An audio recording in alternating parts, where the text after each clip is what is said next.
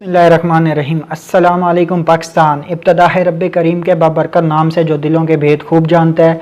देखती आंखों, सुनते कानों, धड़कते दिलों को सलीम वफ़ा और वफ़ा स्टूडियो 103 की पूरी टीम की जानिब से अस्सलाम वालेकुम। नाजरीन, वफ़ा स्टूडियो 103 के प्लेटफार्म से लहरों के दोष पर मैं हूँ आपका अपना होस्ट सलीम वफ़ा, आपके अपने प्रोग्राम सियासी राय में आप सबको वेलकम करता हूँ। मेरे आज के प्रोग्राम के मेहमान ख़ुसूसी हैं मोहम्मद सादिक, जो कि किसी सियासी तारुफ के मोहताज नहीं। आइए मैं आपको इनसे मिलवाता हूँ। अस्सलाम वालेकुम सर। वालेकुम सलाम। बिस्मिल्लाह। सर क्या हाल है आप? अल्लाह का बड़ा शुक्र है, अल्हम्दुलिल्लाह। अच्छा सर जी, आप ये बताएं, आपने सियासी सफ़र कब और किस प्लेटफार्म से शुरू किया?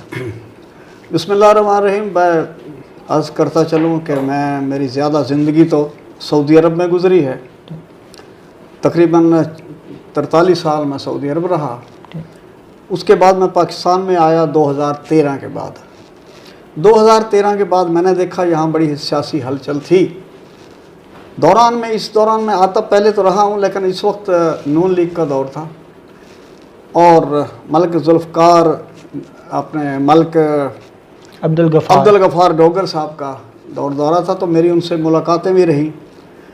मैं ये देखना, असल में मैंने काम तो शुरू सियासत का नहीं किया था, मैं समाजी काम करता था।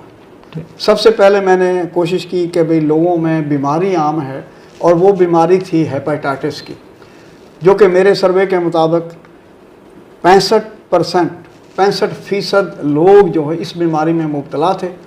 तो मैंने सोचा कि मैं इन लोगों की फलाह बहबूद के लिए काम करूं, तो मैंने यहाँ पे कैंप लगवाने शुरू किए। बख्तावर अमीन हॉस्पिटल से मेरा रब्ता हुआ, तो वो टीमें यहाँ आती थी और मैं उनका इलाज कुछ फ्री करवाता था, कुछ पैसे वो देते थे। उसके बाद मैंने प्रोग्राम शुरू किया, आँखों के जितने भी कैंप लगाते थे उसका पूरा ख़र्चा मैं देता था। और ये कैंप लगाने से लोग बहुत ज़्यादा मुस्तफ़ीद हुए और आज तक ये काम इंशाअल्लाह जारी है और सारी है, सिर्फ इलेक्शनों की वजह से हुआ। उसके बाद लोगों ने जब ये देखा कि यार ये आदमी अपने इलाके की फलाह बहबूद के लिए बहुत काम कर रहा है, तो उन्होंने मुझे फोर्स किया कि जी आप सियासत में आए। मैंने कहा यार मेरा कोई ऐसा कुछ सियासी बैकग्राउंड नहीं है, क्योंकि मैं बहुत ज़्यादा देर तक बाहर रहा हूँ, तो इसलिए लोगों ने कहा नहीं आप आएँ। चले, उस वक्त अब्दुल गफ़ार डोगर से मेरी बात हुई, तो उनका तो वो पार्टीज़म ऐसा था कि उन्होंने तो हक सच की बात करना भी नहीं थी। मैंने बहुत कोशिश की कि मलिक साहब कुछ इलाके के लिए हमारे लिए काम करो, लेकिन उन्होंने सिवाय वादों के कोई काम नहीं किए। आहिस्ता आहिस्ता मेरी दूरी होती गई उनसे और मैं सियासत में ज़्यादा इन्वॉल्व होता गया। कोशिश मैं ये करता था कि मैं जब आज़ाद उम्मीदवार की हैसियत से मैंने यहाँ पे कदम रखा, तो अल्हम्दुलिल्लाह बड़े बड़े टिकट होल्डरों को भी मैंने शिकस्त दी और मैं रनर अप में रहा। चूँकि मैं बहुत ज़्यादा लोगों से वाकिफ़ नहीं था, तो कुछ वोटों से मैं शिकस्त का सामना मुझे करना पड़ा। लेकिन वो शिकस्त नहीं, मैंने तो ये देखा कि लोगों ने मुझे एक जीता हुआ इंसान समझा और ऐसी पजीराई हुई, आज तक फिर मैं इन्वॉल्व रहा। मलिक अब्दुल गफ़ार से मैंने सिर्फ कोई काम आज तक किसी भी सियासी आदमी से मैंने कोई पर्सनल काम नहीं लिया।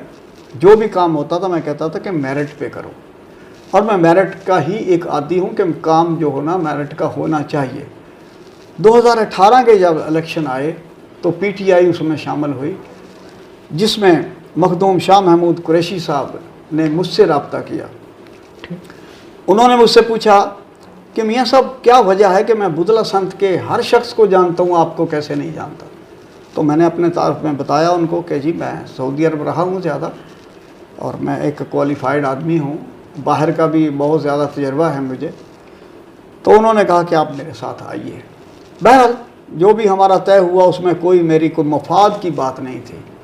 मैं हक और सच के लिए मैं सियासत में आया और मैं सियासत को एक इबादत के नज़रिए से ही कबूल करता हूँ और सियासत में आया इसलिए हूँ कि लोगों के भले हों। और सबसे बड़ा मेरा ख्वाब ये था कि मैं बुदला संत को एक मॉडल किस्म का गांव बनाना चाहता हूँ, आज भी है और मैं उस पर गामज़न हूँ।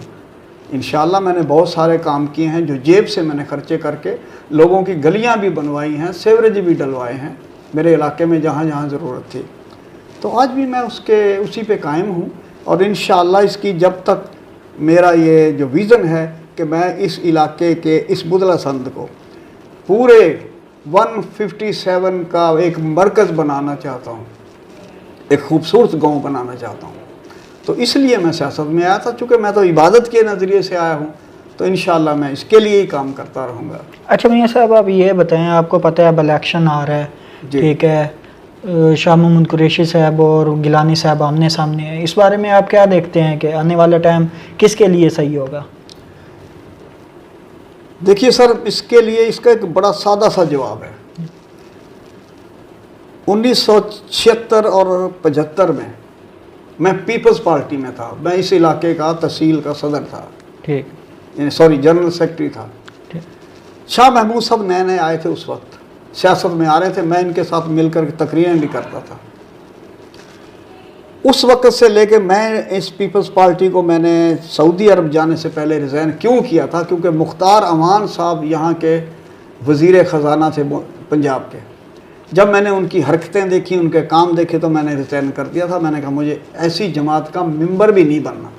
ٹھیک, اس وقت میں نے پیپلز پارٹی کو چھوڑ دیا تھا. اس کے بعد ادوار گزرتے رہے, بے نظیر آئی, آصف زرداری آئے. اب آپ کہہ رہے ہیں کہ بھی میں گیلانی اور قریشی کو کیسے دیکھ رہا ہوں.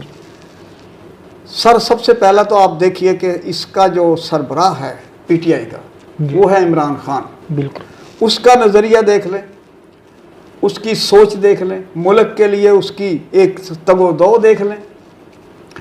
لیکن زرداری صاحب کو دیکھ لیں, کیا عمران خان کا کوئی شخص مقابلہ کرتا ہے زرداری کے ساتھ؟ تو آپ کا جواب کبھی نہیں آئے گا کہ زرداری بہت اچھا ہے عمران کے مقابلے میں. ایسا نہیں ہوگا. بالکل, کیونکہ اس کے پر تو ہزاروں قسم کے الزامات بھی ہیں, اور وہ بدماشیاں تو میرے سامنے جو ہوئی ہیں مجھے پتہ ہے. لیکن عمران خان پر تو کوئی انگلی نہیں اٹھا سکتا.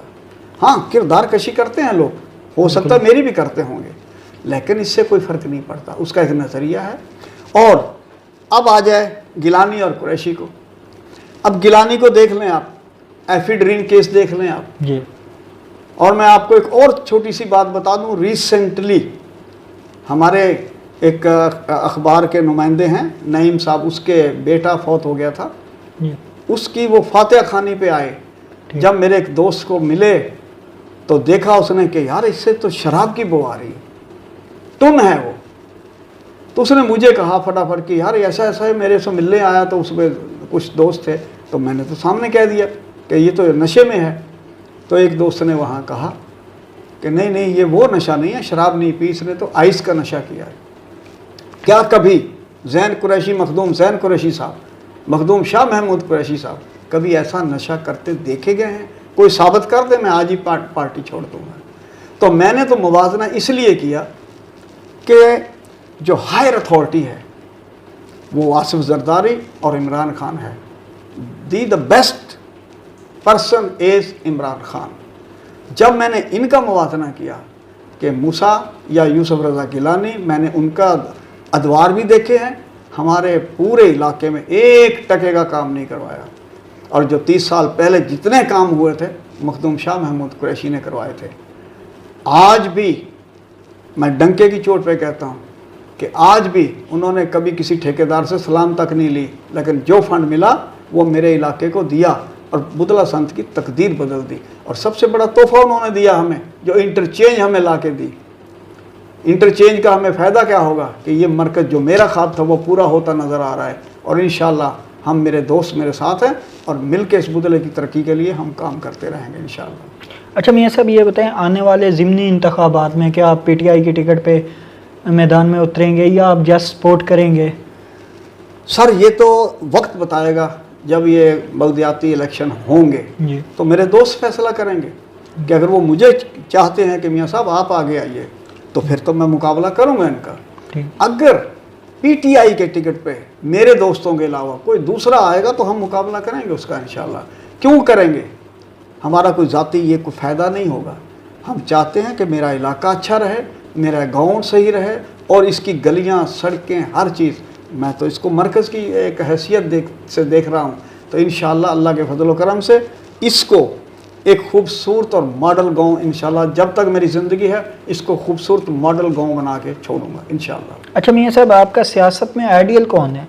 اب کسے دیکھ کے سیاست کرتے ہیں، کس کی عادات اپنانے کی کوشش کرتے ہیں، آئیڈیل کون ہے آپ کا؟ سب اگر آئیڈیل کی بات کریں تو پوری کائنات میں اگر آئیڈیل کی بات کرتے ہیں جی تو میرے پیارے محمد آقا صلی اللہ علیہ وآلہ وسلم میرے نبی ہیں، اس سے بڑھ کے کوئی آئیڈیل ہو ہی نہیں سکتا۔ بے شک۔ اس کے علاوہ میں کسی کو آئیڈیل مانتا بھی نہیں ہوں، جو اس کی راہ پہ چلے گا وہ میرا آئیڈیل ہوگا انشاءاللہ، کیونکہ وہ میرے سب سے بڑے آئیڈیل ہیں اور سب سے بہترین کتاب وہ اللہ کی کتاب قرآن کریم ہے، میں اسی کو مانتا ہوں۔ اچھا میاں صاحب، آپ اپنے حلقے کی محرومیوں کے بارے میں کیا رائے رکھتے ہیں؟ آپ کے نزدیک آپ کے ایریے میں کون سی ایسی محرومی ہے کہ اگر آپ اقتدار میں آئیں، حکومت میں آئیں، تو آپ سب سے پہلے کس کام پہ فوکس کریں گے؟ سب اگر اللہ تعالیٰ نے مجھے کوئی موقع دیا، جی ویسے تو میں کوشش کر رہا ہوں، اس وقت میرا جو ایک ویژن ہے، میرا ایک ارادہ ہے، میں ایک ایسا ادارہ یہاں قائم کرنا چاہتا ہوں جو میرے علاقے کی فلاح و بہبود اور انسانیت کے لیے کام کرے۔ وہ ریسنٹلی انشاءاللہ ویری سون ہم اس کا افتتاح بھی کریں گے۔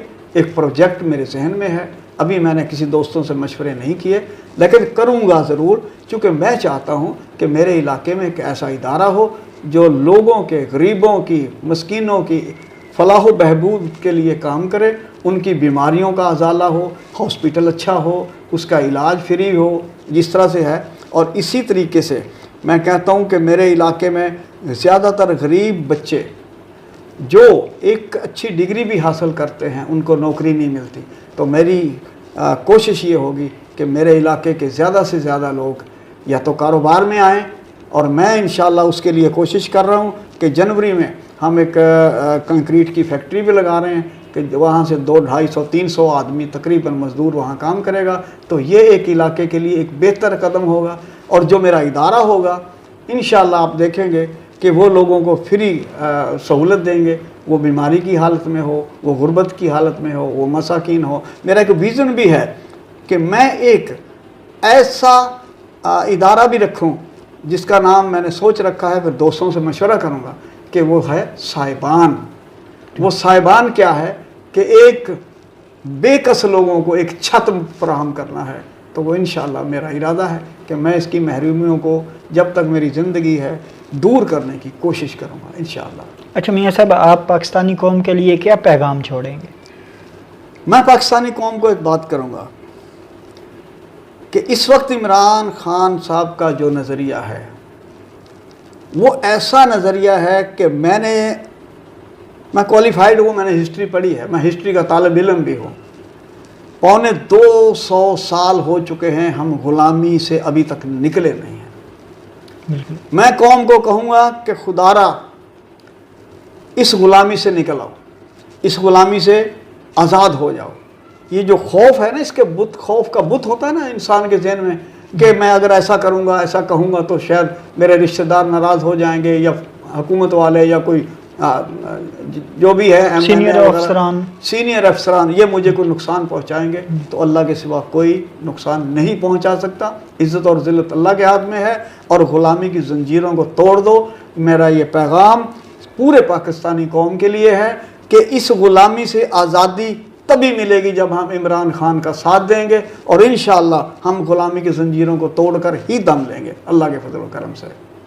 یہ تھے آج کے مہمان، جو کہ بہت ہی سادہ مزاج نیک سیرت انسان ہے۔ اللہ پاک ان کو کامیابی عطا فرمائے۔ اسی کے ساتھ اپنے ہوسٹ سلیم وفا اور وفا اسٹوڈیو 103 کی پوری ٹیم کو دیں اجازت۔ ملتے ہیں ایک اور زبردست مہمان کے ساتھ، اس وقت تک کے لیے اللہ حافظ۔